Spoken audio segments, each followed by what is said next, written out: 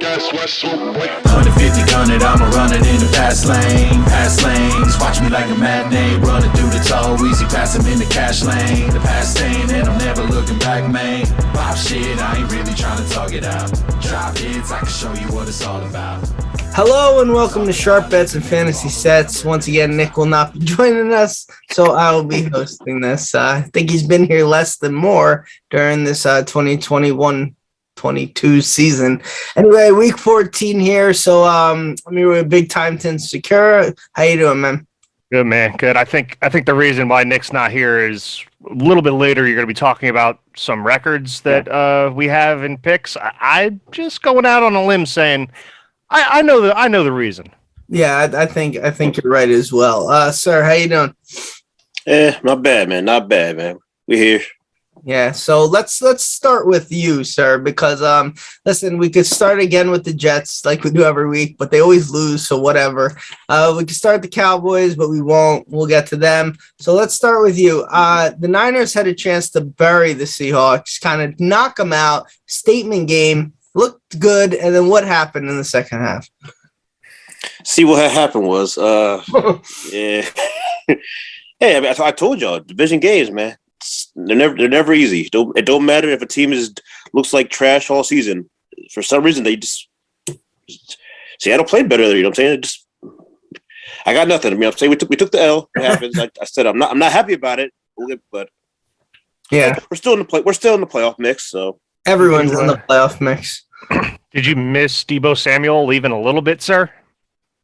I mean, hey, that wasn't pleasant, but hey, my man, the people's tight end stepped up. He had a little game for himself, so hey, it happens, man. You know, it was also more of a must-win for Seattle. Sometimes you run into teams at the wrong times, like a bigger game for Seattle than San Fran.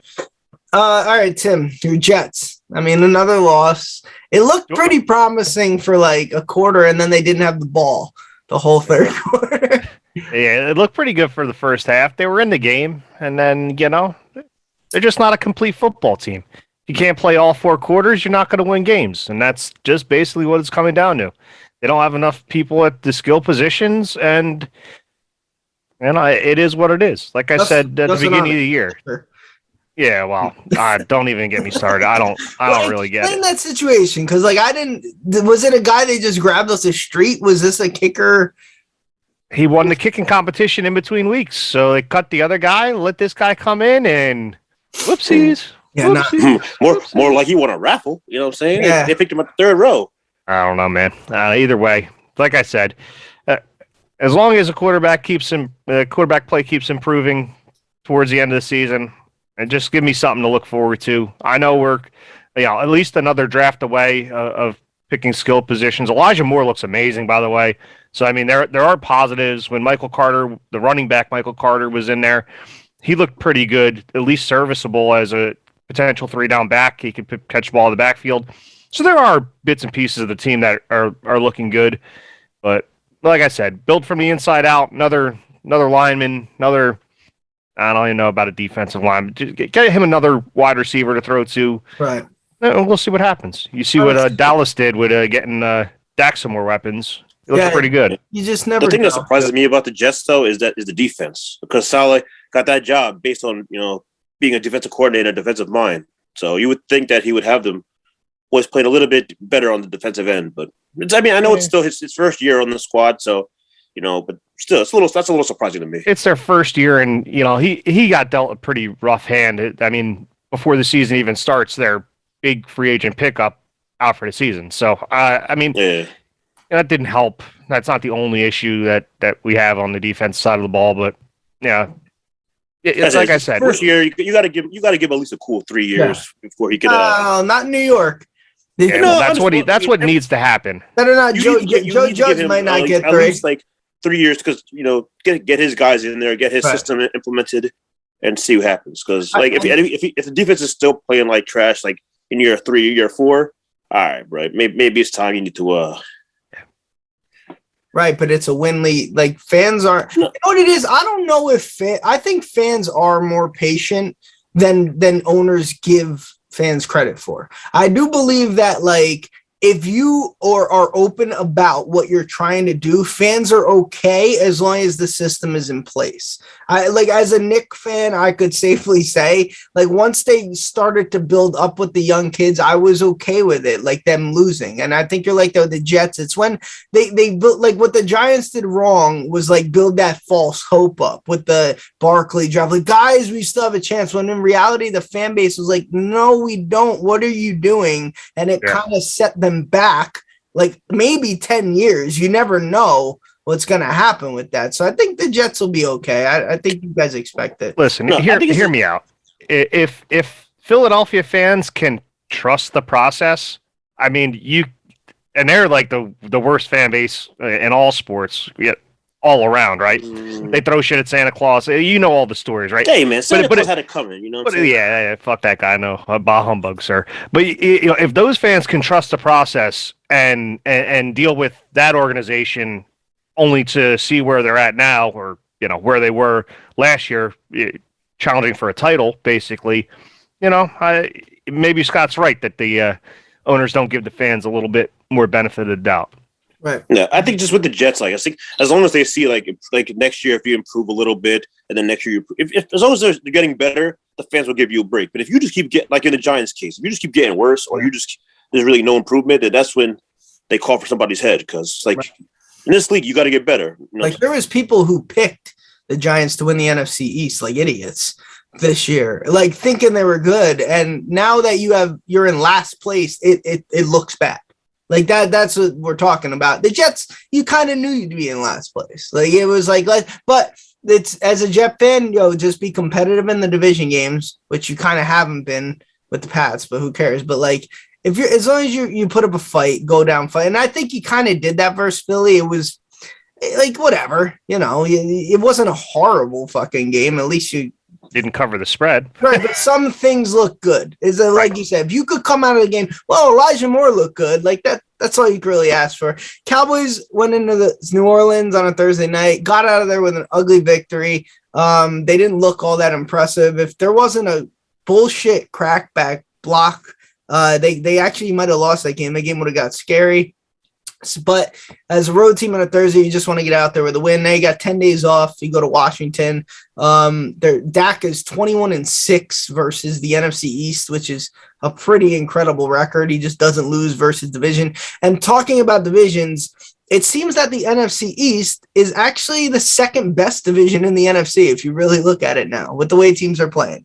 You have the West, which is the best. The Packers division is abysmal. Oh, wait, sir. Run that back. I didn't hear you. The best. It absolutely is. The Packers division is awful. Like, there's no competition. And then the Bucks division you look at is just that no team does anything. It's trash. Well, you can say it. It's absolutely trash. So this notion that the NFC East was like the NFC least, I mean, these teams are playing decent football, and I would say that if you had to face the Eagles in the playoffs, you're more scared of the Eagles than the Falcons or the Panthers or the Saints right now. So that's the NFC right there. I want to touch on really quick. Daniel Jones, the news came out that he might have like a neck injury, which is crazy because this is the same thing that maybe happened to their running back David Wilson a few years back with the neck. So like he might be done. I know I don't want to rush the judgment, but a couple of radio stations earlier were talking about like this is an injury where there's times people haven't played anymore. So it's kind of sad. But do you think he's the answer anyway? And would this be the final nail in the coffin? Sad to say because of injury, but like this is it then. Like he's been injured 3 out of 4 years, sir? I mean, I don't know if he's the answer, but then like my question is like, if he's not the answer, who is the answer? You know what I'm saying? Like, what are you going to go out and try trade for somebody? Like, you're going to go out there and try to draft another rookie and then basically deal with another 2 or 3 years for him to learn? Like, where do you go from here? You know what I'm saying? Yeah, but do you just stick with the same guy? Like what? No, I don't think I'm saying, but like, what do you have around him? Like, you know what I'm saying? There's like the supporting cast around him isn't the greatest either. Yeah, he wasn't the answer. He's never the answer. He wasn't good to begin with. In my personal opinion, I mean they fucked that draft all the way up, taking him where they did when they could have got him with their second Yeah. first round or wherever the fuck they took him. It was just a bad draft. And No, my thing is with that draft though, like if you really like a player, I don't care. Like don't matter. Like if you have 2 picks in the first, like Right. if you like that player, you go take that player. So You better hit if though. they must have really liked him because like and Right, but the Raiders like Darius Hayward Bay that one year, and that was a disaster. So if you're gonna do that, I thank him for that because right. San Fran was able to get Michael Crabtree. Right, Who if had you a decent do little that- career for himself. if you do that, you have to know that if someone behind you takes over and does amazing that you should have drafted, Jalen Reagor, Justin Jefferson, you just have to know that's a fireable offense. But like if the whole world is like, hey, Justin Jefferson, hey, why are you taking Daniel Jones at 6? And you're the smartest guy in the room. Well, you better be the smartest guy in the room because the whole world knows that was a bad pick. Same with the Barkley pick. So if you're just going by his draft record, like there is no reason Gettleman should be back. Like if you want to sell to Giants fans, Judge comes back. As long as you get rid of Gettleman, I think they're okay with that. 100%. I think any Giants fan with half a brain would agree to that statement. Yeah, I would even say bring Jones back if you have to, but Gettleman is the number one. He has to go. He has to, you know. But all right. Let's get into our picks here. So our records, Tim and I, 23, 18, and 1. We both went 2 and 1 last week. Sir is 18, 23, and 1 with a 3-0 week last week. Wait, repeat that. Excuse me. What was 3-0 week. I'll give you your flowers. Thank you. You haven't had any this year. And Nick with an 0-3 week after a big 5-1 Thanksgiving weekend. That's maybe why he's not on. Drops him back to 18 and 24. All things considered, with the other radio shows we listen to, I think our records are pretty good compared to them. So I'm pretty proud of them. All right, I'll start off first here. I'm gonna go with one home favorite. One home favorite, one home dog, and one road dog here. So I'm going to start with the Los Angeles Chargers at home with the Giants coming in there, flying cross country. I don't know if they stayed out there. Where'd they play? Where'd the Giants? Miami? Oh, yeah, they're flying cross country. -10. I mean, nothing has told me the Giants could even cover this number, so that means the Giants probably win this game with Mike Glennon. I don't care who's starting from or Glennon. They're just bad. They're a bad team. The Chargers just won in Cincinnati. -10 is nothing. I mean, come on, 31-17. It might not even get to that. So I'm taking the Chargers at home. Wait, you giving the Giants 17 points? Yeah, that's what I'm saying. Yeah, 31-3. Like, come on. I'm also going to go with the Bills on the road at Tampa Bay with a +3.5. For some reason, they're in a spot that's a must-win here after losing to the Pats in that awful Monday night game where, I could have been the quarterback for the Pats that won that game. +3.5. I think that if they lose, it is going to be a field goal game, but there's something about this game that I don't know. I got a feeling that the Bills are going to go in there and maybe win this game. They have to. I mean, they have to stop this bad football at some point. And the final one I'm going with is the Bengals at home versus your Niners. Sorry about that, sir. They're a +2 at home. They just had one of the worst losses. They were on the verge of coming back in that game until that Mixon fumble. They've been a weird team all year. They've gone into they lost to the Jets. They've beaten the Ravens. So I like them to bounce back. I think they're going to be one of those win-loss teams every year. After a bad loss, they have a good win. So Cincinnati +2, Buffalo +3.5, and the Chargers -10. Another game I did like that I didn't take is the Titans -8.5 because the Jaguars are garbage. But I will not put that on my list. We'll go with Tim, who's me and him are neck and neck right now. Well, we have 0 picks that are the same. Oh, wait. I went with one favorite, and I went with one over, and I went with one under. So let's get the easy pick out of the way first. Why don't you keep picking your Dallas Cowboys, Scott? Because I don't want them. Because all I do all year, I think I'm 7-0 picking just Dallas. So you know what? I'm going to ride the hot hand again. We lost on Thanksgiving together. That's why we don't pick them. Oh, well, yeah. Fuck Thanksgiving, goddammit. Some bullshit. We shouldn't have been picking that early anyway. We were going to change our picks closer to game time. Give me Dallas -4.5. I'll take Dak Prescott over Taylor Heineke any day of the week. I mean, Dallas, I know their running backs are a little banged up. We'll see how that plays out closer to game time. I don't think it matters, to be honest. I think the Dallas wide receiver is going to carry this game, and I expect them to win by a touchdown. Sir, I'll get my under out of the way. I see you shake your head already. Sir, why are you betting unders? Because the Jets are trash, Mo. And the Saints are starting Taysom Hill with 4 good fingers. Like, you saw him throw the ball last week. Didn't look pretty good. If he's running the ball, and I'm sure he will, the clock be ticking. The Jets, they don't have any skilled offensive skill players. It looks like Elijah Moore might be out too. Their running backs are, Tevin Coleman. That's nothing to ride home about. I mean, it's good for touches in fantasy, but it's not that good for your real life wins and losses. They're under 42.5, so I'll take the under. It could be 21-20, and you're still hitting the under. So if they even score that many points, that's basically what they've been averaging the last 5 games, right around 40 points. So that's under 42, and they're not at full strength. And my over, sir, we talked about this in the car yesterday. It's like, man, you know what I should just stick with? Betting that San Fran over. And Cincy, even when they lose, they put up points. But that's over 49. Last 5 games, San Fran averaging 27. Cincy's averaging 33. Hopefully Debo's back. If Debo's back, that line might move. That 0.2 might get up to 50, somewhere around there. That's in the right direction. So I'll take it at 49 right now. All right. Pretty good. We will see. Sir, take it away. All right. So my first one. So I got 1 dog and I got 2 over-unders. So I'll start with one of my over-unders. I agree with you. The Niners Bengals over 49. With Jimmy at the helm, the Niners put up points. Joe Burrow is going to put up some points. With T. Higgins and Jamar Chase. So 49 is really not a lot. So give me the over in that game. Another over, I liked on Monday night, Cardinals, Rams, over 51. The last 3 of the last 4 matchups have gone over the total, including week 4. They put up 57 points. So, you got a healthy Kyler's back. Bad Stafford's throwing the ball around the yard.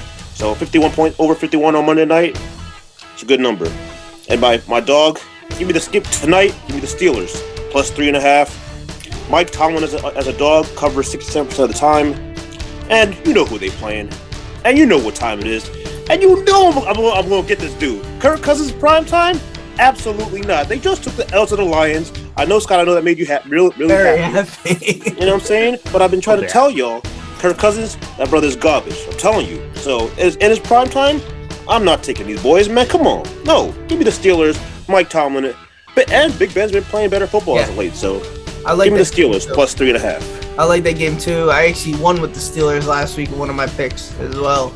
Steelers are tricky, man. Like, they're just well coached. Like, I never count. If you could get certain teams as an underdog, sometimes you just take them like Alabama on Saturday. Like, whenever you can get Alabama as a plus 200, you're almost stupid not to take them because you're never going to get them at that again. So the Steelers, Vikings, I'm with you, sir. I think they win this game outright. Might lay some shekels on them with money I won back after losing with Sarah. Kind of like the Patriots on Monday night. You get Belichick as a dog. Yeah, I had them too. I told you, Belichick as a dog, same thing. Tomlin as a dog. Come on, coaching matters in the NFL. So who you going to trust? Mike Tomlin or Mike Zimmer? I'm saying I'm with you. Sir's biggest fucking fear would be if somehow there's an NFC Championship game and Kirk Cousins beats San Fran. It would just be it would be brutal. So yeah, that's it. We'll get Nick's picks in. I'm sure this week we'll tweet them and have them up. Or if he's 18-27 when you watch next week, you'll just know that he lost another 3. I will do DFS really quick. I'll start. I don't agree with your under, Tim, and here's why. I am going with the Saints team here. I'm going with Taysom Hill at quarterback at 5,600. They ran the ball so well with him that Sean Payton almost got too smart for his own good last week. If they would have just kept running a quarterback dive, they probably would have put up 30 points, but for some reason he made them throw. So I'm going with Taysom Hill at quarterback, running back, I guess, but he's listed at quarterback 5,600. I'm going to pair him with Alvin Kamara at 7,900. Running back, Tony Pollard, 6,400. Zeke has just lost a step here. He is actually having a better year than people think. He has around 800 yards rushing, but you can just tell Pollard, they're slowly grooming into making that guy. You can just tell. If Elijah Moore plays, I'll go with him a wide receiver at 5,900 just because he's been on fire lately. I'm also going to go with Michael Gallup at 5,500. I think Washington's going to do what they can to not lock down the two receivers. Gallup is actually could be a number one on some teams. He's a very good receiver. So 5,500 is a steal. It's actually less than Hunter Renfrow. I'm not going with Renfrow this week. I'm also going to go with Callaway at 4,300 with the Saints. I figure Hill has to throw to somebody. I will pair him with the tight end for the Saints as well, Vanette for 3,100. I'm going against you, Tim. All anti-Jets here. Flex, I had enough in the flex money because all these same players stink to go 8,500 Tyreek Hill. So that's actually my flex. And the defense, I'm going with Carolina for 2,800 because I just don't know what to expect in that game. So it could be 6-3. Give me 8 to 10 points, Carolina. Sir, what's your fantasy lineup? All right. At quarterback, Scott, I went with your boy, Dak Prescott, 6,700. As you said, running backs are shaky, so Dak's gonna have to throw the ball to hopefully CD Lamb, who also paired with him at 7,200. You know, he's healthy. He was getting open, early and often on Thursday night last week. So I paired him with Chris Godwin at wide receiver 2, 7,100. He had 15 receptions last week on 17 targets. Buffalo just lost Tre'Davious White, so Brady's gonna have a field day throwing him. Hopefully, if he doesn't throw to Godwin, he'll throw to Mike Evans, who I also got at 6,600. In the red zone thread, they're good against tight ends. So hopefully, the Godwin and Evans will have a field day on the Buffalo secondary. Running backs, I went with Antonio Gibson against those same Cowboys. With no McKissick, so Gibson's been getting work. He's going to win some people some fantasy leagues. Antonio Gibson. He's got back-to-back 20-point DK points. And he's also been getting a lot of receptions. He had 5, I think, last week and 7 the week before. So he's been getting the ball, between handoffs and receptions. Running back 2, give me Javonte Williams from the Denver. Keep an eye on Melvin Gordon. When Melvin Gordon has been playing, he's been getting a lot of the work with Mr. Williams. Again, same thing, dual threat out of the backfield and receptions. And it's a great matchup against the Detroit Lions. So, give me Milt Williams, 5,900. Tight end, give me Gerald Everett, 3,500 against the Texans. He's been on the field. This is more of a dart throw. He's been on the field 75% of the offensive snaps in 4 straight games. So he's on the field. Hopefully, Russ can get him the ball a little bit. At the flex, give me Nick Westbrook from the Titans. No A.J. Brown, no Julio. Somebody's got to catch the football for Tennessee. So at 4,500, it's a good value. And defense, I'm going back to the well. Cheap defense, give me Detroit Lions, 2,400 against Teddy Two Gloves. Hopefully they give you 5 points, it'll be all right. Yeah, and aside from the Cowboy game, the Broncos don't put up a lot of points. So exactly, what I'm saying? they really don't. They put up. That's why last week when I bet the under in them, the Chiefs, because they play a lot of ball control. So yeah. All right, Tim, what you got? All right, sir. Well, let me start off by saying that we have the same QB1 and wide receiver 1. I went with Dak. I went with CD Lamb for most of the same reasons you did. They're the number 1 guys on their team, and they're going to put up points against Washington, as you could see from my pick earlier at -4.5. With that being said, let's go running back number 1. Give me Joe Mixon against the 49ers. Joe Mixon has been doing everything for Cincinnati. He scored in how many straight games? It's like 7 or some ridiculous number. I'm going to go with him until he stops scoring at 7,700. Running back 2, sir, I got same guy, Javonte Williams at 5,900. Even better value if Melvin Gordon's out, but still at 59, he's going to put up well above that dollar value. Running back 2, that was running back 2. Let me go to wide receiver 2. Give me Jamison Crowder at 4,700. I don't think Elijah Moore is playing, and if he doesn't play, somebody's got to catch the ball for the Jets, right? 4,700 against New Orleans. I don't think they're going to win, but any touches are good in fantasy land.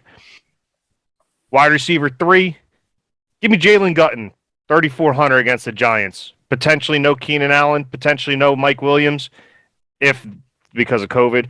We'll see what happens closer to game time, but right now, he's in my lineup, 3,400. Mhm. Because of that, at tight end, give me Travis Kelce at 7,400 against Las Vegas. He owns Las Vegas. He owns the Raiders, all right? Every time they play, he puts a big, big number. Sir, I remember a couple of years ago, he straight up won us a fantasy league by going off against the Raiders, and it was absolutely it was a beautiful thing. It was a beautiful it definitely thing. was. And in the flex, give me Rex Burkhead at 4,600 against Seattle. David Johnson looks like he's going to be out. It's a cheap little dart throw in the flex spot at 4,600. And finally, give me the Jacksonville Jaguars at 2,300 against Tennessee. Like you all said, Tannehill only got nobody around him. No skill players are playing. I'll take any sort of, sack, fumble, turnover to get me some points for the cheapest defense out there at 23. All right. Sorry, I was actually going to try to fit Kelce into my lineup because, as you said, he owns the Raiders. But I was just if I put him in, it would have kind of wreaked havoc on the rest of my lineup. So, Yeah, but that's a good. If some of these if the wide receivers for San Diego, whoever the fuck they are, The Chargers. If Keenan Allen and fucking Mike Williams play, then obviously I'm taking Gutton out. Obviously, I'll take Joe Mixon out at that point, and I'll switch back and forth. I like the other cheaper running back plays, but there is a lot of good value out there this week, especially for the Lions. What's my man's name? He's at 5,100. Swift. I can't remember his name right now, but it's good value for the Lions. Hawkins. What? I only know. No. what position? Running back? Wide receiver. Raymond, Khalif Raymond or something. No. There's another. I don't even know. Reynolds. Reynolds. Yeah, I couldn't even name you 10 Lions.